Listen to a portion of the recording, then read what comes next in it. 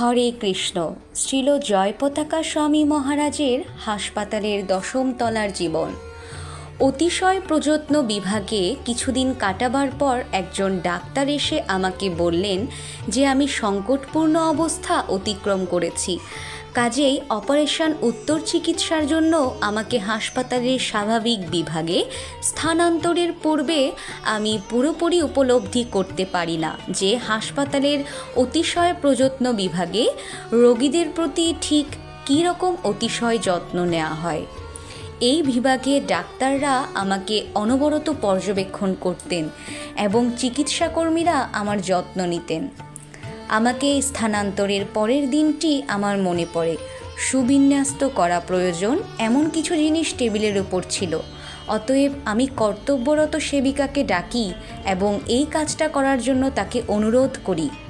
রক্তপাত হেতু সেই সময় এত দুর্বল বোধ করছিলাম যে আমার হাতটিও নাড়াতে পারছিলাম না। অধিকন্তু আমার শিরার মধ্যে ইঞ্জেকশনের সব নলই লাগানো ছিল, কাজেই আমি কিঞ্চিত নড়তে পারতাম। সেবিকা আসলেন আর আমি আমার অনুরোধটি অনেক কষ্টে লিখি, কিন্তু তিনি তা পড়ার পর আমার দিকে কৌতুক দৃষ্টি ফেলে বললেন, তা আপনি নিজেই করে নিন। কিন্তু আমি তা করতে আমার সামর্থ্যে কুলাইনি। পরে অন্য একজন সেবিকার কার্যকাল বদলের পর আমার কাজটি করে দেন।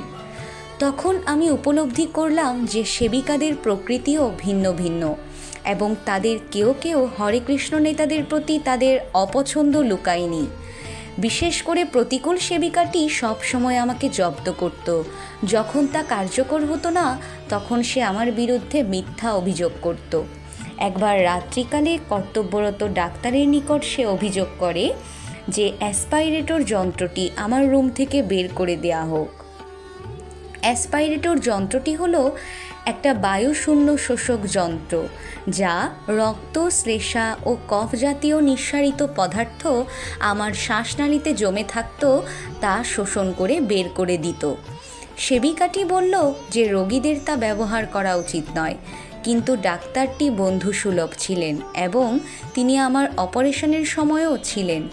যেহেতু ডাক্তার ইংরেজিতে কথা বলেছিলেন এবং সেবিকাটি ইংরেজি জানত না, আমি ইংরেজিতে বলে ডাক্তারকে বোঝাতে পেরেছিলাম যে আমার জীবন রক্ষাকারী অ্যাসপাইরেটর যন্ত্রটি যেন বিচ্ছিন্ন না করেন। ডাক্তার তখন আমার অপারেশনের পূর্ণ বিবরণ বলতে শুরু করেন এবং বলেন আমি কীরকম ভাগ্যবান ছিলাম যে বেঁচে গেলাম, কিভাবে ছুরিটা আমার গলায় প্রয়োজনীয় প্রত্যঙ্গগুলি কেটে দিয়েছে, কিন্তু 2/1 মিলিমিটারের জন্য আমার আভ্যন্তরীণ করোটিভ আর্টারি এবং আভ্যন্তরীণ জুগলার ভেইনটি অব্যাহতি পায়।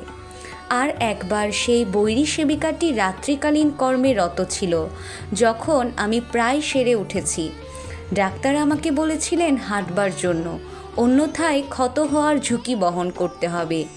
একদিন খুব ভোরে আমি ঠিক করলাম বারান্দায় আমার জপের কাজটি করি, যেহেতু আমার মোটেই ঘুম আসছিল না। সে তখন দৌড়ে আমার পিছনে এসে বলল যে আমাকে বিছানায় যেতে হবে, কারণ আমার দ্বারা অন্য রোগীর ব্যাঘাত হতে পারে। অবশ্যই আমি কাউকে বিরক্ত করতে চাইনি, কাজেই অন্য রোগীদের কক্ষ থেকে অনেক ব্যবধানে অবস্থিত বসবার কক্ষটিতে গেলাম। তাতেও সে সন্তুষ্ট হলো না। সে তখন অত্যন্ত রাগান্বিত হয়ে আমার পুলিশ প্রহরীকে অভিযোগ করে আমাকে কক্ষের ভেতরে আবদ্ধ করার চেষ্টা করে। অন্য সব রোগীরা কিন্তু মধ্যরাত্রির পরও পায়চারি করে, কিন্তু আমি সকাল সকাল ঘুমাই এবং সকাল সকাল উঠি। এতে অন্য কোনো সেবিকা আপত্তি করে না, কেবলমাত্র সে আপত্তি করে। সে এই ব্যাপারে এক বিরাট কাণ্ড করে বসল। এই ঘটনাকে সে এক বিশেষ রূপ দিয়ে হুমকি দিল যে সে নাকি কর্তৃপক্ষের নিকট গিয়ে আমার ব্যাপারটা উপস্থাপিত করবে। হাসপাতালে যে সকল ছোটোখাটো প্রতিবন্ধকতার মোকাবিলা করতে হতো, এগুলি তার মধ্যে কয়েকটা উদাহরণ মাত্র।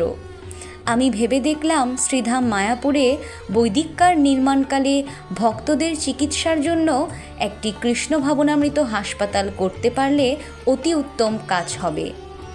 আমি এই সকল উদাহরণ উপস্থাপনা করলাম এই মনে করে যে অত্র এলাকার ভক্ত, শিষ্য এবং শুভানুধ্যায়ীরা জানুক যে হাসপাতালে ভক্ত সান্নিধ্য কত গুরুত্বপূর্ণ। ভক্ত সান্নিধ্যবিহীন জীবন ধারণাতীত বিরক্তিকর। হরে কৃষ্ণ।